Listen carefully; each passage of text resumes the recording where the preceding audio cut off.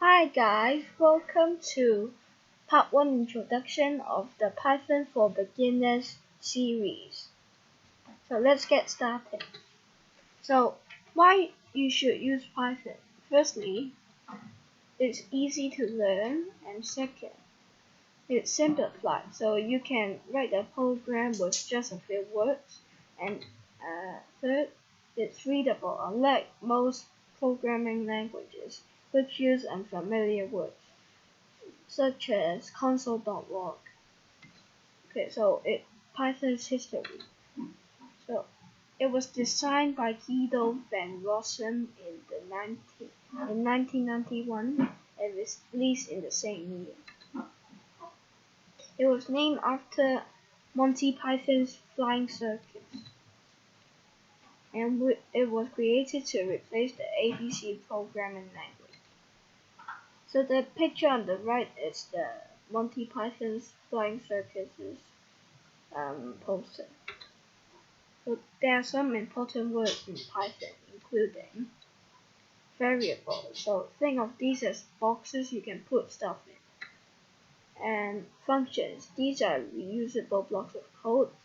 They are built-in ones, or you can make your own. So there are conditionals. Conditionals use conditions to determine if something is true or false. Some conditional keywords are if, elif, and else. So another kind, I mean, some other important words are loops. So these are used to repeat blocks of code.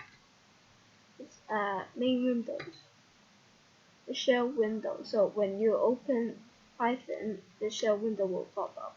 So it's great for testing short pieces of code, but it won't save the code.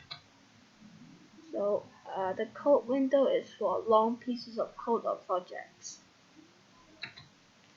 So the picture below is the shell.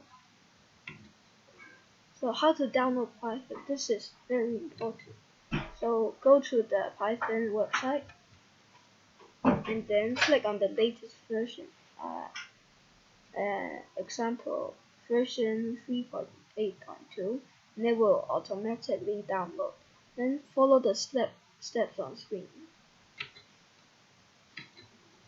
So how to run Python? First, for Windows, open the Start menu, go to All Programs, then go to the Python folder and click Idle. For Mac users, open Finder, then Applications, then the Python folder, and finally click on Idle.